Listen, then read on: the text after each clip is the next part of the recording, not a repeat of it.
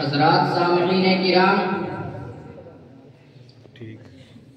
آج کی اس مبارک انجمن میں آپ حضرات کے سامنے مدارس و مکاتب کی اہمیت پر روشنی ڈالنے کی جسارت کر رہا ہوں۔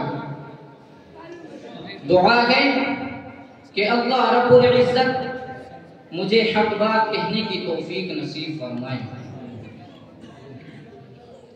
سامعین کرام،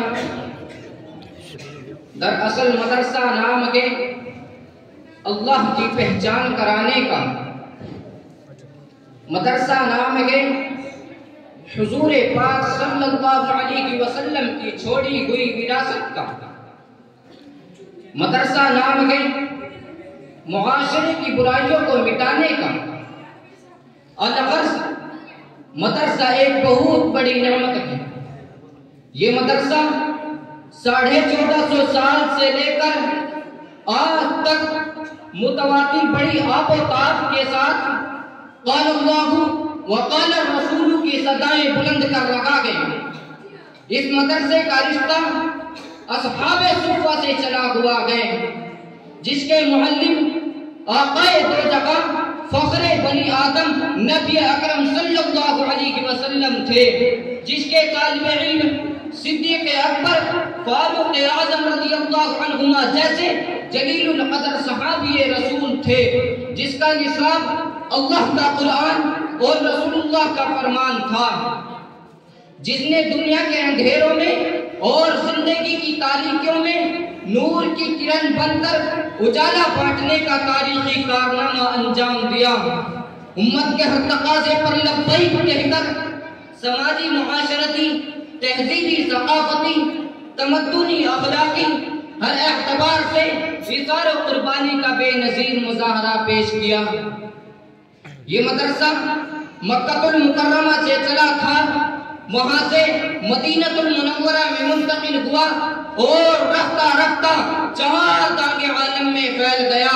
الحمدللہ آج دار ارقم سے منسلک اصحاب صفہ سے جنم لینے والے دارالعلوم دیوبند کی شکل میں ہزاروں نہیں لاکھوں کی تعداد میں مدارس اسلامیہ کا جال چپے چپے پر اللہ کی اس دھرتی کے اوپر پھیلا ہوا ہے۔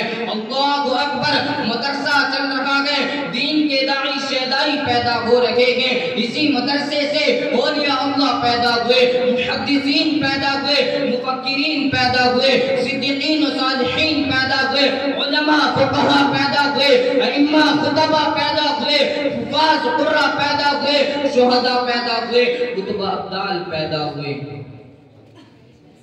کسی شاعر نے کیا خوب کہا ہے، یہ مدرسہ ہے کوئی میں کدا نہیں ساکی، یہ مدرسہ ہے کوئی میں کدا نہیں ساکی، یہاں کی خاک سے انسان بنائے جاتے ہیں۔ سامعین کرام، اس سے آگے بڑھ کر اگر میں یوں کہوں تو بے جا نہیں بلکہ حق بجا ہوگا۔ امام اعظم ابو حنیفہ کی فقہ، امام مالک کی عظمت، امام شافعی کا تقوی، امام احمد بن حنبل کا استقلال مدرسے کے دم سے ہے۔ امام غزالی نے حق و صداقت کا پرچم بادشاہوں کے سامنے بلند کیا۔ علامہ ابن تیمیہ کا جنازہ جیل سے اٹھا، شاہ ولی اللہ کے انگوٹھے کاٹے گئے، لیکن وہ دین سے نہیں بدلے۔ یہ کس کی دین ہے؟ یہ مدارس کی دین ہے۔ ارے مدارس کو ٹیڑھی نظر سے دیکھنے والوں، مجھے بتاؤ کہ شاہ ولی اللہ جیسا محدث اعظم کہاں سے پیدا ہوا؟ امام ربانی حضرت مولانا رشید احمد گنگوہی جیسا فقیہ النفس کہاں سے پیدا ہوا؟ قاسم العلوم حضرت مولانا قاسم نانوتوی جیسا حجت الاسلام کہاں سے پیدا ہوا؟ حکیم الامت مجدد الملت حضرت مولانا اشرف علی تھانوی جیسا بے مثال روحانی نفاذ اور سینکڑوں کتابوں کا مصنف کہاں سے پیدا ہوا؟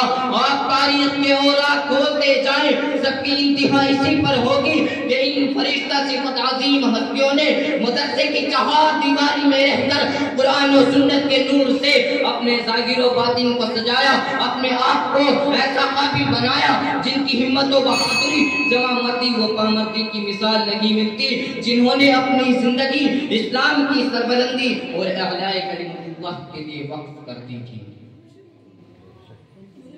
سامعین کرام، مدرسے والوں نے ہر نازک موڑ پر امت مسلمہ کی رہنمائی اور دستگیری فرمائی، ہر دور میں طاغوتی اور فرعونی طاقتوں کا ڈٹ کر مقابلہ کیا۔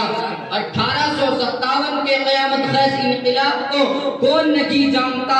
شاملی کے میدان سے کون ناواقف ہے؟ میں کیا کیا بتاؤں اور کہاں تک بتا سکتا ہوں؟ جاؤ، اگر تم جا سکتے ہو، مدرسے والوں کی داستان تاریخ کے اوراق سے پوچھو، مدرسے والوں کی داستان بالا کوٹ کی پہاڑیوں سے پوچھو، مدرسے والوں کی داستان چاندنی چوک سے لے کر خیبر تک کے درختوں سے پوچھو، فانسی کے فندوں سے پوچھو، یہ تمام کے تمام مدرسے والوں کی داستانیں سنائیں گے، ان کے مجاہدانہ اور سرفروشانہ کارنامے بیان کریں گے اور ان کے خلوص و وفا کے نغمے سنائیں گے۔ میرے عزیزوں، وہ وقت یاد کرو کہ جب ہندوستان انگریزوں کی غلامی میں آ چکا تھا، اس وقت ان مدرسے والوں نے ہندوستان کی آزادی کے لیے اپنا جان و مال لگا دیا تھا۔ ان کے مجاہدانہ اور سرفروشانہ کارناموں کا نتیجہ تھا کہ ہندوستان غلامی کی زنجیروں سے آزاد ہو گیا، تو کہ غلامی ٹوٹ گیا۔ ہندوستان کی جنگ آزادی میں اگر علماء حصہ نہ لیتے تو یہ ہندوستان کبھی آزاد نہ ہوتا، اگر علماء نہ ہوتے تو تحریک آزادی نہ چلتی، تحریک بالا کوٹ نہ چلتی، تحریک خلافت نہ چلتی۔ الغرض ان علماء نے فانسی کے فندوں کو چوم کر، اپنی گردنیں کٹا کر، اپنے خون کو پانی کی طرح بہا کر ہندوستان کو انگریزوں کے چنگل سے آزاد کرایا۔ میں اپنی تقریر کو یہیں ختم کرتا ہوں۔